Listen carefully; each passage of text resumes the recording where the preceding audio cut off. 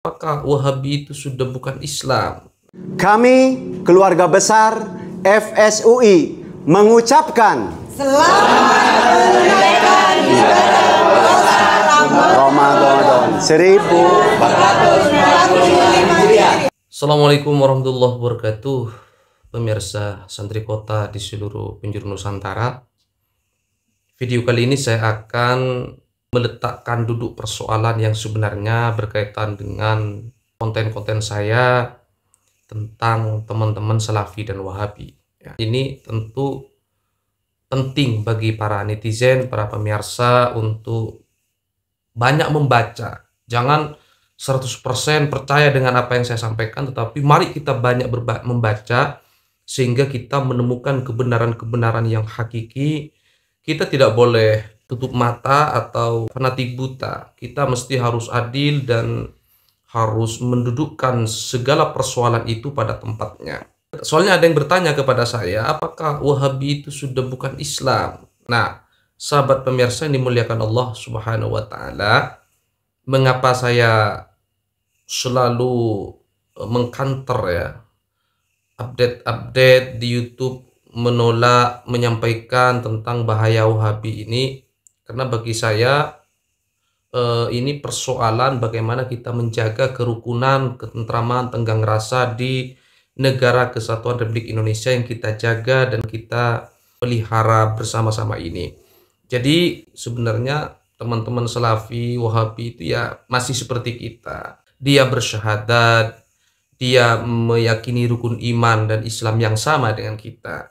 Bahkan dari sisi karakteristik ibadah mereka, kalau kita teliti, kita lihat dari gaya sholatnya, sesungguhnya teman-teman Salafi Wahabi ini mirip atau seperti apa saya nggak tahu. Yang pasti dia mirip dengan pengikut-pengikutnya Imam Ahmad Ibnu Hanbal. Jadi walaupun mereka tidak mengakui bermadhab, katanya langsung kepada Rasulullah, tetapi pada faktanya mereka sesungguhnya di dalam banyak kasus atau di dalam banyak persoalan ya mereka sangat bermadhab tapi bermadhab kepada imam mereka, tidak mau sama imam yang lain. Misalnya dalam ilmu hadis mereka selalu berpatokan kepada Albani, misal wasuhaha Albani misalnya.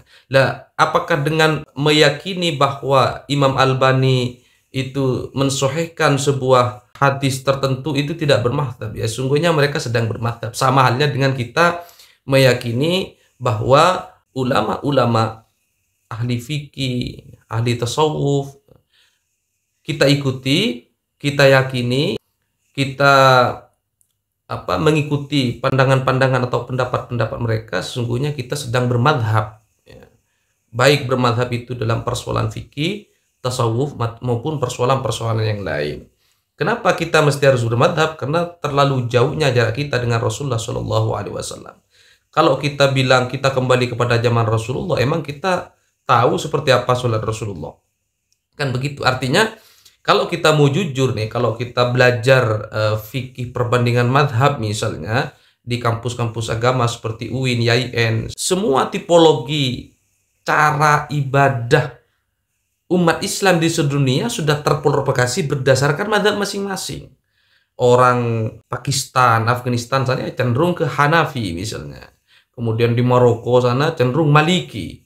Mau dia mengakui sebagai pengikut madhab Maliki atau enggak ya faktanya cara ibadahnya ya seperti itu, kira-kira begitu. Sama dengan orang Indonesia. Jadi kadang-kadang agak lucu ya, teman-teman Salafi bilang saya tidak bermadhab, tapi kok sholatnya mirip seperti sholatnya Imam Syafi'i, walaupun dia tidak berkunut misalnya. Allahu Akbarnya, takbiratul ihramnya, kemudian pokoknya gaya-gaya pola ibadah yang mereka lakukan kok mirip seperti pengikutnya Imam Syafi'i, karena memang mayoritas masyarakat Indonesia Syafi'iyah. Jadi ini hal yang lumrah terjadi karena mayoritas masyarakat Islam di seluruh dunia dia masih taklid dengan gurunya. Kalau gurunya ikut madhab Imam Syafi'i ya secara otomatis muridnya walaupun dia nggak tahu sedang ikut siapa, ya yang pasti ikut kiainya. Nah, sama halnya dengan teman-teman Salafi Wahabi ini, kalau saya lihat ya mereka ikut gurunya. Apakah dengan ikut ustadznya dia sedang tidak bermadhab? Sedang bermadhab. Ustadznya ikut ustadznya, ustadznya ikut ustadznya, begitu selanjutnya. Jadi Sahabat netizen di seluruh penjuru Nusantara, saya perlu meluruskan bahwa dari sisi amalan, dari sisi akidah ya teman-teman Salafi Wahabi ya masih masuk dalam kategori saudara kita. Kalau kita datang ke Mekah ya mungkin banyak di sana, walaupun saya sendiri pernah ke sana, saya tidak menemukan orang sefanatik pengikut-pengikut Salafi di Indonesia. Di Riyadh, di Mekah, di Madinah saya pernah ngobrol-ngobrol dengan tokoh-tokoh di sana, ya sangat toleran mereka, sangat terbuka mereka. Cuman saya aneh, kok di Indonesia kok fanatik banget, kira-kira begitu ya. Jadi saya baru di Indonesia melihat teman-teman Salafi yang sefanatik itu. Katanya NU dhallah, Muhammadiyah dhallah, kullu bid'atin dhalalah wa kullu dhalalatin finnar. Walaupun kalau di Madinah memang di sekitar makam Rasulullah ya, ada askar yang menjaga ya, syirik.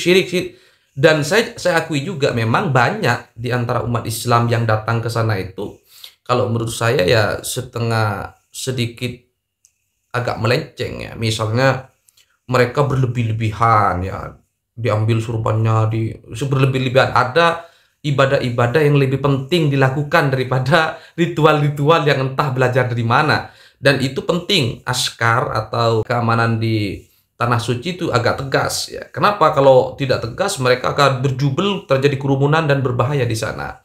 Dan itu hal normal bagi saya, dan saya sebagai masyarakat yang hadir datang dari bumi Nusantara, kita sangat toleran, saya sangat menghormati kebijakan yang dilakukan oleh pemerintah Arab Saudi.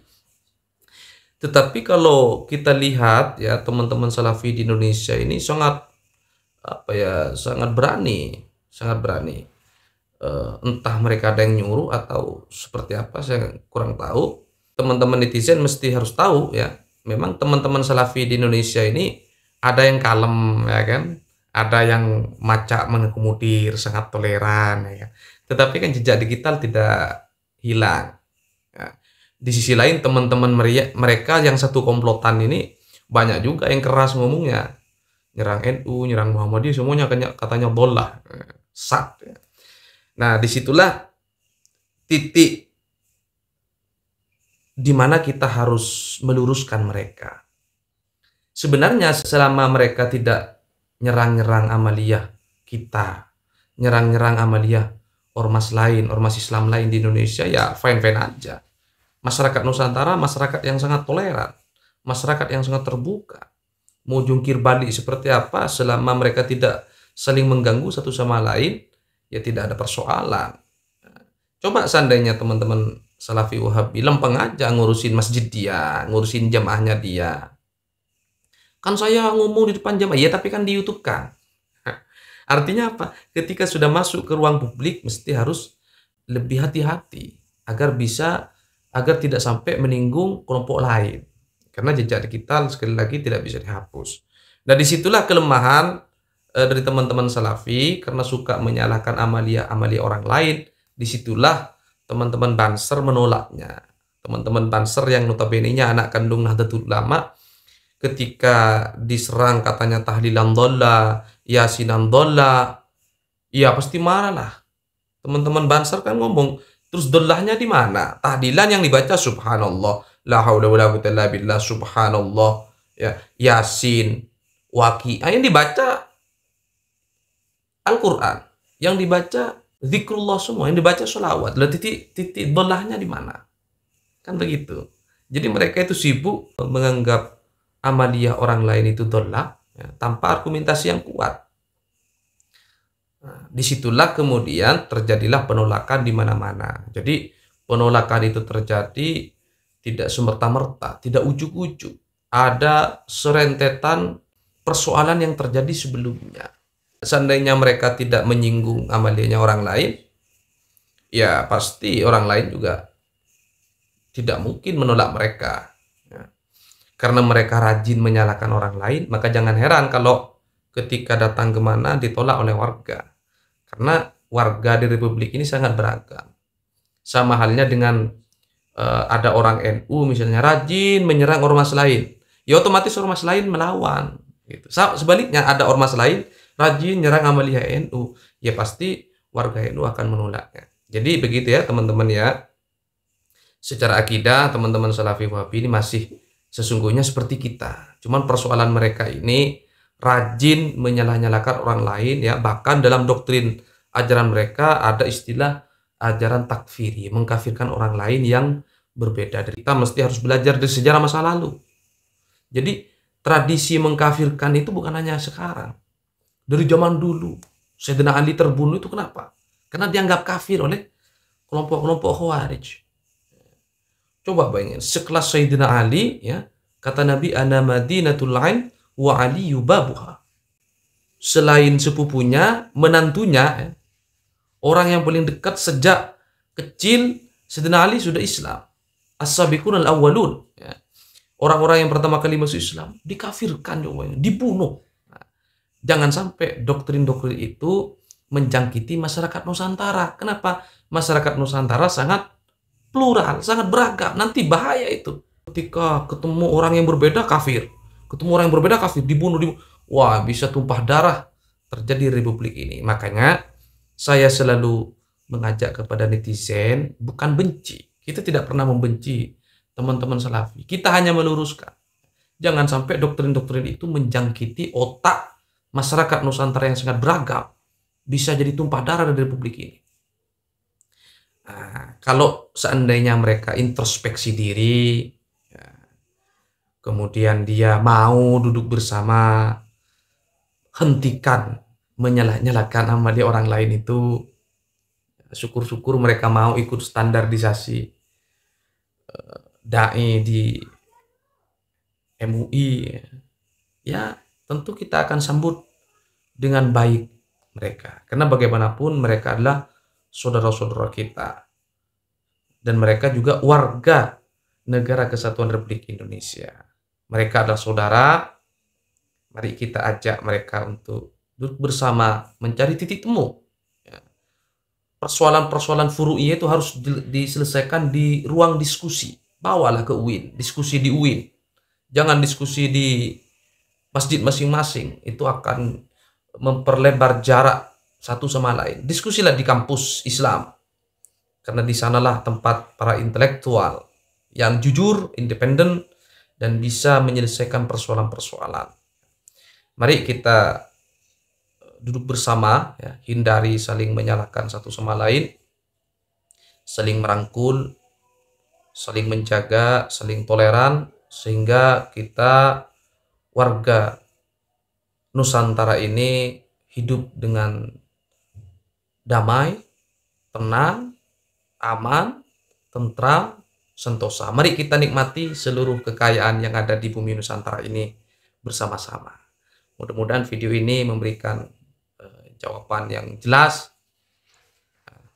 bagi kita semua. Ini saya ingin dapat saya sampaikan. Assalamualaikum warahmatullahi wabarakatuh. Sampai jumpa.